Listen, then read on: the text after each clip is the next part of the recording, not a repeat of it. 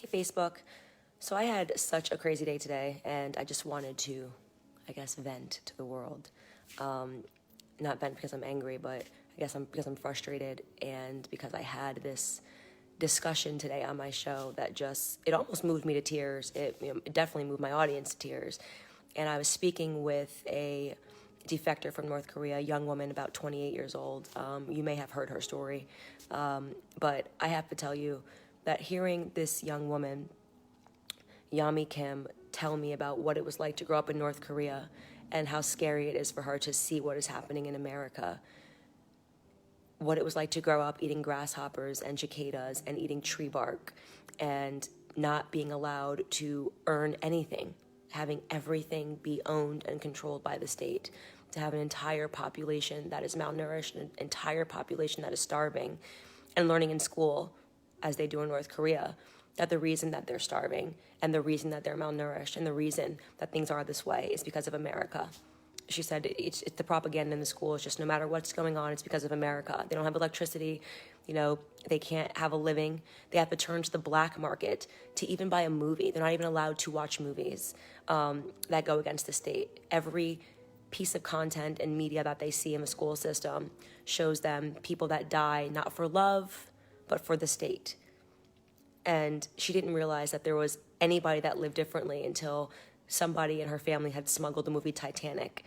And she thought, when she watched this movie, the ending, and he died for love, that the actor must be dead and he must have been killed by the state, because you're not allowed to die for anything but the state.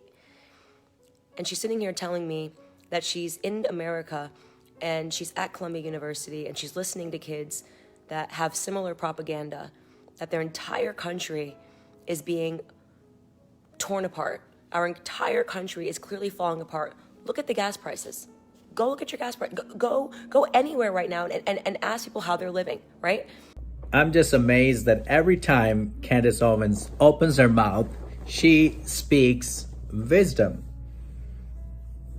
She talks obvious, and then when she speaks the obvious, what is a reality, then all of a sudden you see there is problem in the media, because she gets attacked from here and there because she is a black woman and speaking her mind.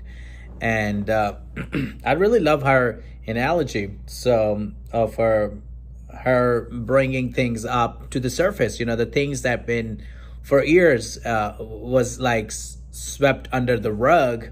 But now I feel like she's pulling the rug and letting everything that been under the rug for years.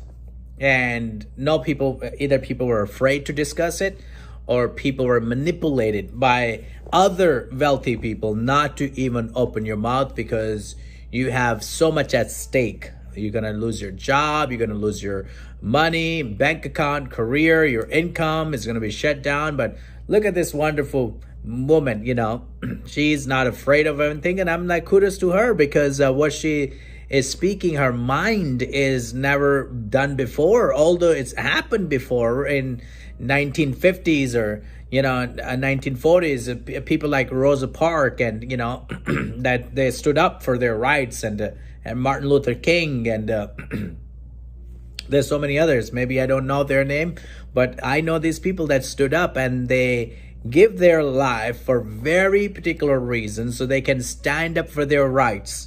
And then Candace talks about the gas, the prices of the gas, and I agree with her, because look at it. All of a sudden, it's supposed to be the big and better, and everybody have a good life and enjoy life, and people have less worries, and future is secure, and all kind of promises were made on the campaign. But all of a sudden now, what happened? Where are all the promises that were spewed, that were spoken? Where are all the promises? Can you believe that? I cannot get my head wrapped around this situation, that there is $9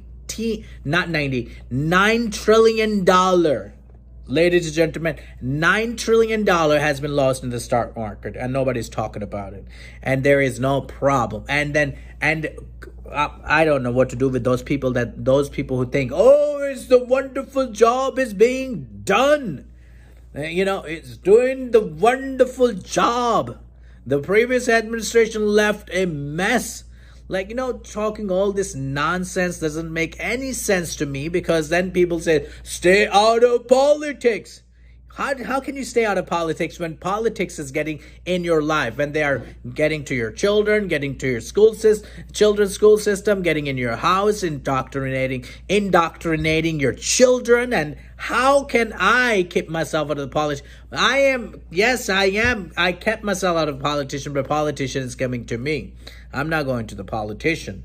And it's like, it's getting out of control. Ladies and gentlemen, we got to stand up for our rights, and we got to pray for the right person to be in the White House. Thank you so much for listening, and make sure you share, subscribe. Have a beautiful day.